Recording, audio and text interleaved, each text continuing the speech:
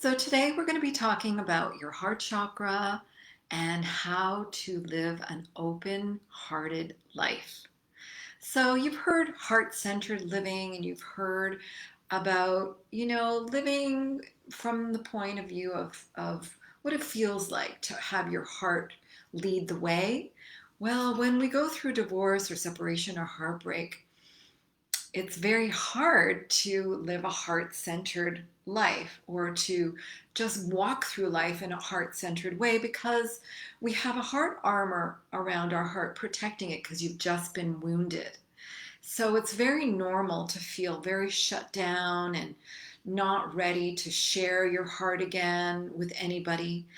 But if you've done some work and you've been following me for a while, then perhaps you're ready to explore the idea of what it means to now open your heart.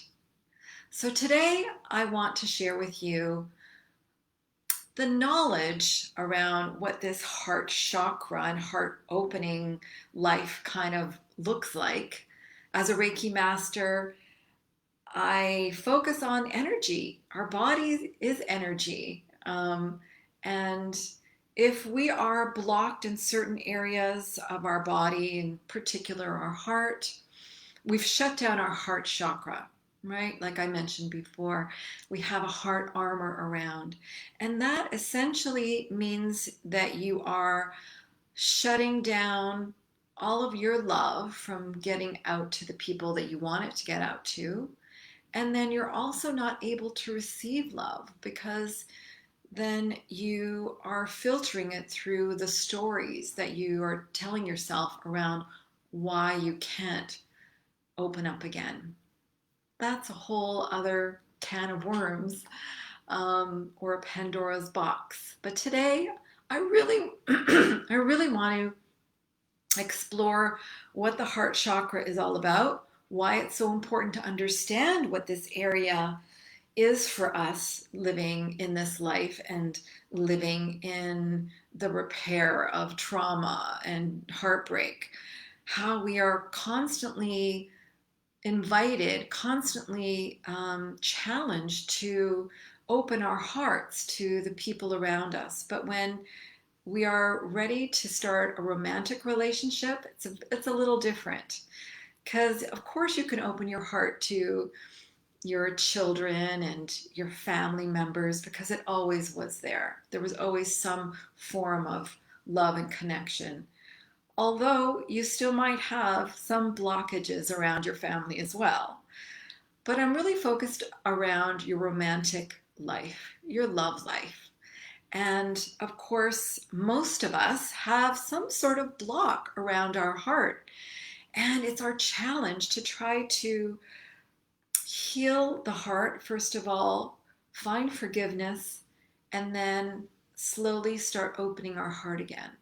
So if you want to explore the healing portion, DM me and we'll talk about other ways to really get to the nitty gritty. But today I want to explore just the heart chakra and how we can open it up for whatever reason you want today, hopefully to reconnect, maybe to get back out there, to start dating again, start connecting on a deeper level.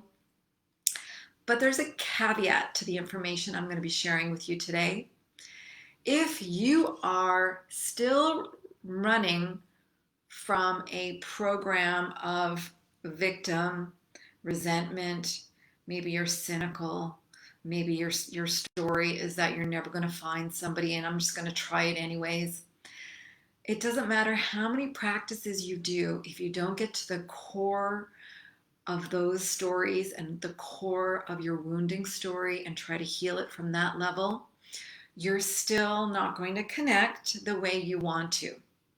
Okay, so that's a bigger conversation. Please reach out to me if you really want to know more about that and how we can really work towards the deep healing of that wounding story that you have. But if you feel that you're ready and you've done your work, then this is what I'm sharing with you today. So let's talk about the heart chakra. As you can see, I am wearing my heart chakra necklace. And this is made out of green malachite, and it has a beautiful heart with beautiful green flowers. So the heart chakra, which is also in Sanskrit called Anahata. So if you ever see any reference to Anahata, that means heart chakra. And of course, chakras, as you know, are metaphysical energy centers, and we have 7 within our body. And the heart chakra is right in the center of your sternum. Okay, it's not really where the heart is. Some people think that the heart chakra is over to the left. It's not. This is an energetic center. It follows the spine, it follows the endocrine system. So your heart chakra lands right here. Hope everybody can see. Let's see, yeah, right here, right in the center of your sternum. Great. And with that mid chest, it is associated with the color green. And it's also associated with the sense of touch because we also have little chakras in our fingers. We actually have thousands of chakras coming all over our body. We have, they're sensory, high sensory points that emit energy. So you know how important it is to touch and what that does to you when you're holding someone's hand or if you're caressing someone. That's activating your heart chakra as well. So sense of touch is so important for the heart chakra. Again, associated with green, located here. And it's also associated, of course, with the heart, the cardiac plexus, this area here. It's also associated with the lungs. Okay, so anything to do with the lungs is really around your heart chakra and the health of it. So it tells a lot about that, how your heart chakra is functioning. When does it develop? Well, it develops between the ages of 4 to 7. And if you have children, you'll know that when they hit 4, 4 is when they're introduced to a new social context. So they start having friends. They start loving their friends and hugging their friends and saying, I love you. And then they're in school and they might say, I'm going to marry you. And it's very adorable. But this is when their heart is starting to open up. This heart chakra is being developed. So between the ages of 4 and 7 is a crucial time to help a child develop their heart chakra and help them develop a healthy sense of love and connection. It is the seat of emotional consciousness as well. When it is opened, you're filled with love, you feel peaceful, harmony, you laugh easy, you can let go of fear, resentment, jealousy, and hostility, you let go of that as well. All relationships are mirrors to ourselves. So what we reflect in our heart chakra is what we're going to get back, as I mentioned before. When you practice acceptance and sensitivity and then become open to joy and bliss, this is when you start activating the heart chakra. So of course it's related to love, intimacy, balance, emotional balance in particular, relationships, the anima, animus type of character development, masculine, feminine, devotion, reaching out and taking in, sense of touch. When it's balanced, of course, you become compassionate, you're loving, you're empathetic, you're self-loving, you're altruistic, you're peaceful, balanced, and you have a really good immune system because guess what's in the center of your chest? This is your thymus. Your thymus is what helps you develop a strong immune system. Over time, it's not necessary as we become adults, but it's essential at that early stage of childhood to help develop the thymus and our immune system. Interesting, right? The events that could, of course, affect the balance of your heart chakra are rejection, abandonment, loss, shaming, constant criticism, divorce, of course, a death of a loved one, and when there's conditional love. Physical ailments when you're in a deficiency. So when the heart chakra is sort of shrunken, and even when you shut it down, you're in a deficiency. And when you're in that state of deficiency, you can fall into depression, loneliness, feel isolated. You might have fear of intimacy in relationships. You lack empathy. You could be narcissistic. So imagine the narcissists we talk about. And imagine them at the age of 4 to 7. What must have happened to them during that time that prohibited the development of this heart chakra? That's the key to when a narcissist becomes a narcissist. Just aside, of course, you can be judgmental, critical, you could be intolerant of others. And what happens when you are in excess? So, this is when your heart chakra is overstimulated and you are too open in a way, because this is about balancing our endocrine system, right? You have chakras that are always a little more shrunken, a little more open. But if you are in excess of this energy, you can become codependent. You might have poor boundaries. You might be demanding, clingy, jealous. You might feel resentment, overly self-sacrificing, and you might have commitment issues. So what happens to this area in our body? Because our body is our barometer to our emotional well-being. So if your heart chakra is either in deficiency or in excess, you could have disorders of the heart, lungs, thymus, the breasts and arms as well, because this is an extension of this core area. Shortness of breath. You could have a sunken chest. So you've seen people who kind of walk with a sunken chest. That's an area that they need to develop, their heart chakra. You could have circulation problems, which are obvious, heart problems, asthma, immune system deficiency, tension between the shoulder blades. So this heart chakra goes through us, right? The energy goes through. So anything in the upper back, shoulder blades, is all about the heart chakra. So how do we get our heart chakra back to a normal balanced state so that we can start sharing our love again? Well, we have to look at everything, right? Mind, body, and soul. So let's talk about the body. I'm all about eating for health, right? Keeping our body functioning and helping those parts of our endocrine systems and our heart function properly. What do you eat to help your heart chakra function properly besides a really great diet? Onions are for lungs. Onion soup is beautiful. Apples.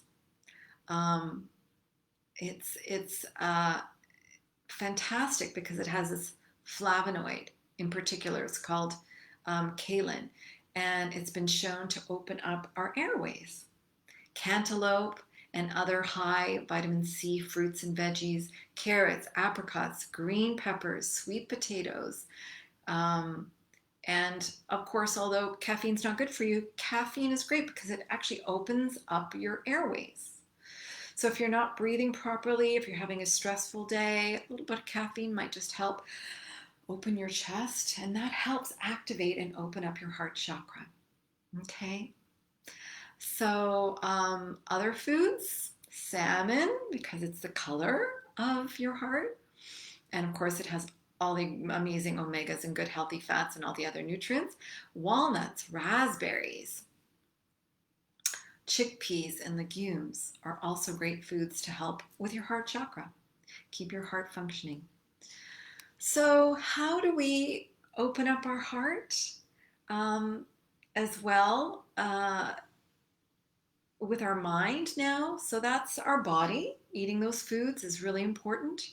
For our body now, or I should say our mind, it's about convincing ourselves that we are worthy of love. So how do you do that? So as you know, we have stories that go around and we spin our stories over and over and over and over and over again. And our thought patterns become habits. So we define ourselves by these thoughts, right?